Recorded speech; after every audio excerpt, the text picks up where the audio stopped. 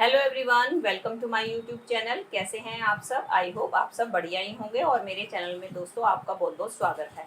तो आज मैं आपके लिए फिर से कुछ कबाड़ से जुगाड़ लेकर आ गई हूँ, जो कि आपका पैसा तो बचाते हैं और साथ साथ आपके घर को ऑर्गेनाइज करने में और आपके काम को आसान बनाने में भी आपकी मदद करते हैं। चलिए देर न करते हुए आज की वीडियो शुरू करते हैं अपनी पहली टिप से। चलिए फ्रेंड, मेरी पहली टिप होने वाली है इस तरीके की मच्छर की मशीन को लेके, जिसका कि इस्तेमाल हम अक्सर करते हैं मच्छर भगाने के लिए। लेकिन इस मशीन का इस्तेमाल ज्यादातर हम रात के टाइम पे ही करते हैं।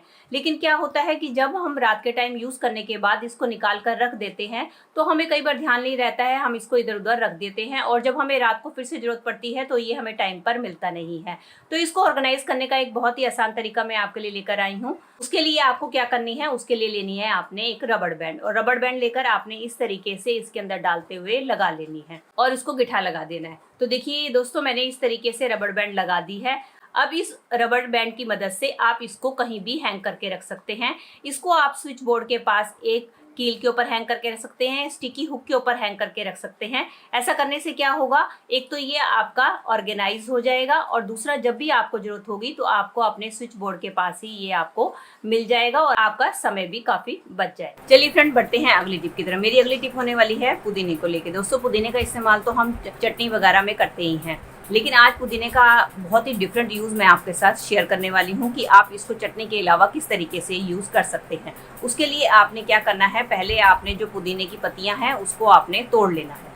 ये देखिए, मैंने पत्तियों को तोड़ लिया। अब हम क्या करेंगे, इसको साफ पानी से अच्छी तरीके से वॉश कर लेंगे। अब हमें क्या करना है, एक गिलास में लेना है हल्का गुनगुना पानी, और पानी लेने के बाद अब इन पत्तियों को हम इस गिलास में डालकर ओवरनाइट के लिए इस तरीके से छोड़ देंगे। ओवरनाइट के बाद अब मैं दिखाती हूँ कि हमारे पानी में आप देख ही सकते हैं कि इसका कलर कितना चेंज हो चुका है। जो हमारे सारे पुदीने का जो एक्सट्रैक्ट था वो सारा का सारा हमारा पानी के अंदर आ गया है। अब हम क्या करेंगे, किसी दूसरे गिलास में इस पानी को छान लेंगे और इसके बाद हम लेंगे आधा नींबू और नींबू को इसके अंदर निचोड़ लेंगे और इसके बाद इसके अंदर हम डालेंगे नमक। वो आप अपने टेस्ट के हिसाब से कम ज़्यादा कर सकते हैं। इसके बाद हम इसको अच्छी तरीके से मिला लेंगे। अब दोस्तों, इसका इस्तेमाल कैसे करना है। दोस्तों, गर्मी के कारण हम कई बार कम ज़्यादा खा लेते हैं, जिसके कारण हमें एसिडिटी, पेट का फूलना, पेट दर्द जैसी प्रॉब्लम्स होने लगती है। तो उसके कारण हम क्या करते हैं, कई बार पुदीना हरा का सेवन करते हैं। तो हम क्यों बाहर से पुदीना हरा का खरीदें जब हम घर पे ही अपने फ्रेश पुदीने से इसको तैयार कर सकते हैं। दोस्तों, इसके अंदर जो हमने पुदीना डालकर रखा था उसके कारण क्या होता है, पुदीने का जो सारा अर्क होता है वो हमारे पानी में आ जाता है। अब आप खाना खाने के बाद इस पानी को पिए तो आप देखेंगे कि आपकी जो एसिडिटी है या पेट का दर्द या फूलना, जो भी प्रॉब्लम है वो मिनटों में ही ठीक हो जाएगी। इसके लिए ना तो आपको बाजार से पुदीना हरा के लिए पैसे खर्च करने पड़ेंगे और आपके घर के ही फ्रेश सामान से आपका प्रॉब्लम जो है सॉल्व हो जाएगी। चलिए फ्रेंड्स, बढ़ते हैं अगली टिप की तरफ। मेरी अगली टिप होने वाली है हेल्थ से रिलेटेड। दोस्तों, कई बार क्या होता है कि हमें गले दर्द की प्रॉब्लम आ जाती है, जिसके कारण हमारे काफ़ी गले में दर्द होता है। हम कोई भी चीज़ खाते हैं, निगलते हैं तो काफ़ी गले में पेन होता है। तो उस पेन को दूर करने के लिए हम ज़्यादातर एलोपैथिक दवाइयों का यूज़ करते हैं, जो कि हमारे लिए काफ़ी नुकसानदायक होती हैं। तो उसके लिए मैं आपको बहुत ही दादी नानी के ज़माने का एक आसान सा टोटका बताने वाली हूँ, जिसके लिए आपको कुछ नहीं करना। उसके लिए आपने लेना है ग्लास में पानी। जो भी आप पानी पीते हैं वो वाला पानी आप ले लीजिए, ग्लास आपका कोई भी हो सकता है। फिर आपने लेना है एक नाइफ, और नाइफ की मदद से आपने ग्लास के अंदर इस तरीके से 8-10 बार आपने कट लगा देने हैं। ये एक टाइप का टोटका है। ऐसा करने के बाद आप इस पानी को पी लीजिए। ऐसा करने के बाद आप देखेंगे 2-3 टाइम के ही बाद आपके गले का दर्द ठीक हो जाएगा और आपको महंगी महंगी दवाइयाँ, एलोपैथिक दवाई का सेवन नहीं करना पड़ेगा। इसी टोटके से आपका गले का दर्द धीरे धीरे ठीक हो जाएगा। चलिए फ्रेंड्स, मेरी अगली टिप होने वाली है इस तरीके के ब्लाउजेस को लेके। दोस्तों, जब भी हम गर्मियों में साड़ी वियर करते हैं तो आपने देखा है कि हमारे अंडर आर्म्स के नीचे काफ़ी सारा पसीना आता है, जिसके कारण क्या होती है, हमारी अंडर आर्म्स जो है सारी की सारी गीली हो जाती हैं। और अगर हम उसको इसी तरीके से छोड़ दें तो क्या होता है कि हमारे यहाँ पे सारा निशान पड़ जाता है, जो कि देखने में बुरा लगता है और इसके अंदर से बहुत ही ज़्यादा बैड स्मेल भी आनी शुरू हो जाती है। तो गर्मियों में ये समस्या तो हर लेडी के साथ होती है। तो इस समस्या से हम कैसे छुटकारा पाएँ, तो उसके लिए आपने एक छोटा सा काम करना है। आपने लेना है इस तरीके से आपने घर पे रखा हुआ कोई भी सैनिटरी पैड, और आपने क्या करना है, इस सैनिटरी पैड को आपने अपने इस सीजर की मदद से आपने यहाँ से थोड़ा सा कट कर लेना है। ये देखिए मैंने इस तरीके से इसको कट कर लिया है। अब हमें क्या करना है, अपने ब्लाउज के निचले हिस्से पे जहाँ पे भी आपको पसीना आता है अंडर आर्म्स पे, वहाँ पर आपने इसको इस तरीके से पेस्ट कर लेना है।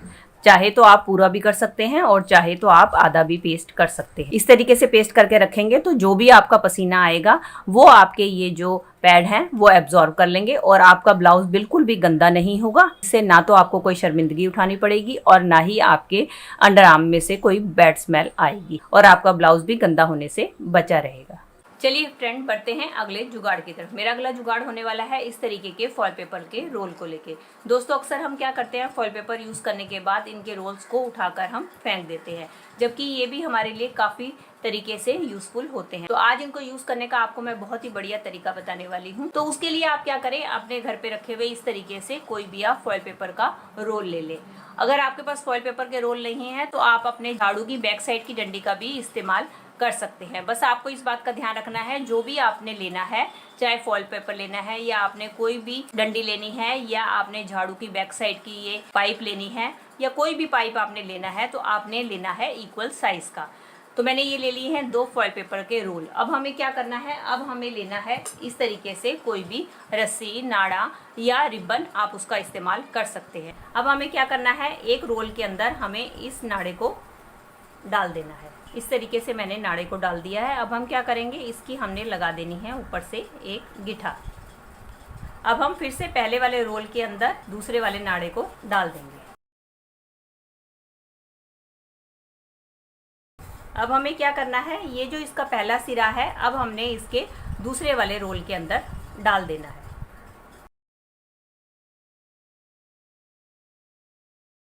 ये देख सकते हैं फ्रेंड, मैंने ये इसका सिरा इसके अंदर डाल दिया है। अब हमें क्या करना है, इस वाले नाड़े के साथ अब हमें आपस में इसको गिठा लगा देना है। ये देखिए मैंने इस तरीके से गिठा लगा दिया है। अब ये गिठा देखने में अच्छी नहीं लग रही है तो मैं क्या करूँगी, इस गिठा को हम इसके अंदर की साइड को कर देंगे।